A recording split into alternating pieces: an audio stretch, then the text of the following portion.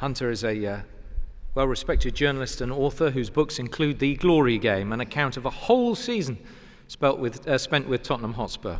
And he has, of course, ghostwritten memoirs for Wayne Rooney and Paul Gascoigne. Hunter.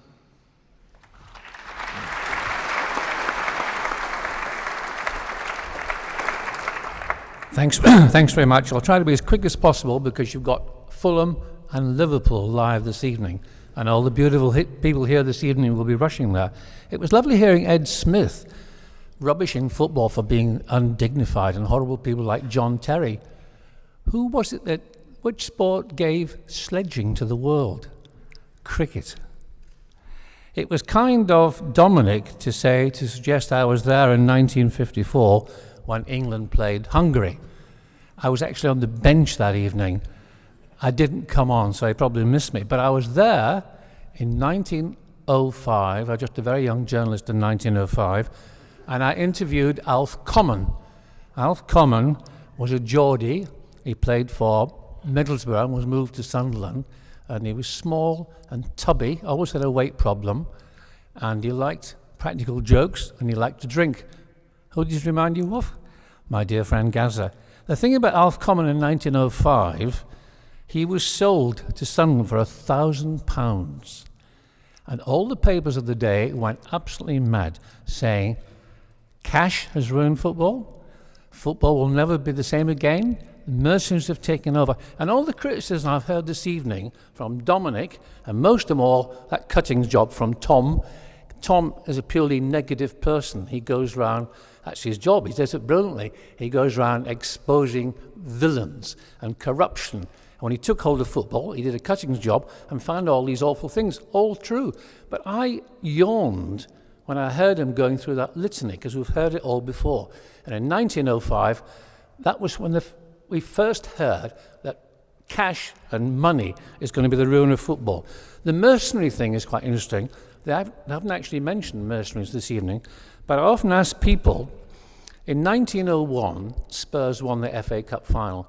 They were in the Southern League that year, so it was amazing. Right, very quickly, that Spurs team 1901, Southern League, how many players do you think came from either London or the home counties, or even the south of England? Quick, the answer is none. There were 5 Scottish people, 2 Welsh, 1 Irish, 3 English came from Maryport, the Potteries and Grantham. The thing about violence and the awful things happening on the pitch, that's been written about from the very beginning. In the very first season of the Football League, which began, as you know, in 1888, and I've got every copy of the Sporting Chronicle amongst my 2,000 pieces of football memorabilia, and on November the 19th, 1888, Notts County playing Everton, the headlines were, disgraceful scenes. One player struck another in the back in a piece of ruffianism. Supporters were heard to shout, dog and pig. Tom went on about the Dodgy Deals.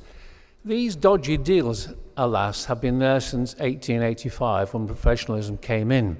And it came in because of the Corinthians and the amateurs that were running football. If you were playing well and scored a goal and your team won, you would find a guinea inside your boot after the game. Obviously, if you went to a public school, you got 2 guineas. And what happened was they were forced to make it professional. But even in the days when the maximum wage was £4 and then £20, there were endless fiddles and endless perks.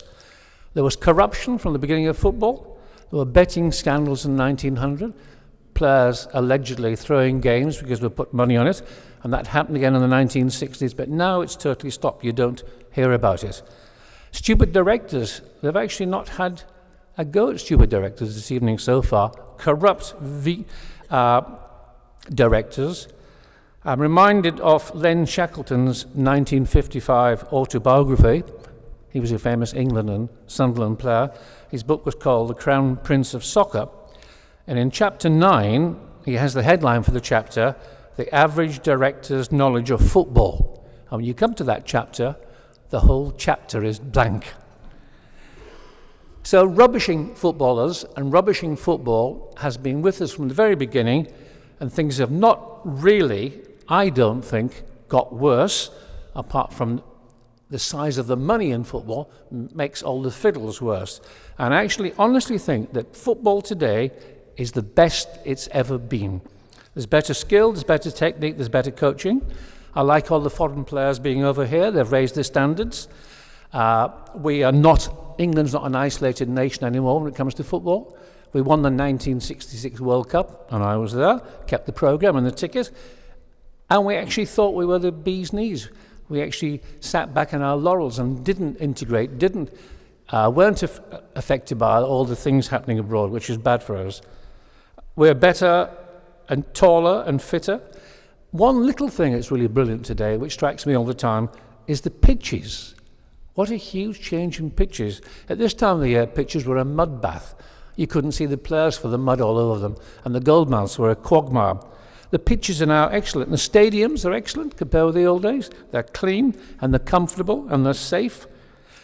The violence, that was funny. Dominic didn't actually attack footballers for being violent. He attacked them for being effeminate, which is funny. I liked his story about not knowing what up your bum was. How could he go to 2 public schools, not just one? Westminster and Eton, and yet not know that phrase. He's led a very sheltered life. The violence is actually gone from football in 2 senses. In the 1970s, the hooliganism was appalling and terrible, and because of lots of reasons, like the new stadiums, the violence has gone. Going to football now with a family is a safe, pleasant event at every level. Alas, in Italy, they're now getting the hooliganism, but we don't get that anymore in England. Violence off the pitch is gone, because that's why they're all effeminate now. Because you can't tackle from behind, you can't push the goalie into the net the way you could, and that is a brilliant thing. I love having effeminate footballers. I mean, Messi, that little scrap of a boy, he would have been killed 20, 30 years ago by the hooligans. Modrić playing for Tottenham. These are little weedy boys who you could blow away, and it's brilliant they can thrive in football today because football is effeminate.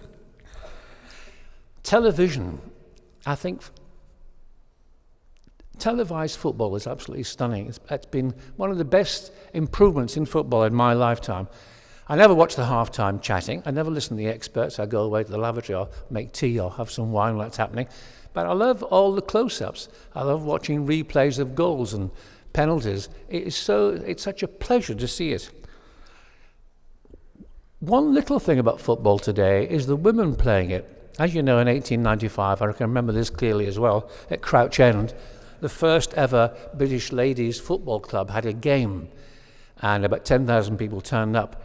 When the First World War began, 1 million women went into factories because the men were at the front, and they started playing football. And after the war, you had these factory teams of women like Dick Kerr. And in 1920, Dick Kerr's ladies football team played a game at Goodison, Everton's ground, and 53,000 people turned up. 53,000 people, 1920. In 1921, the FA banned it for 2 reasons. One, they said it was bad for women. They would never conceive if they played football. Secondly, they were fiddling the money at the gate. It was all for charity, as if the men hadn't been fiddling the money since 1888.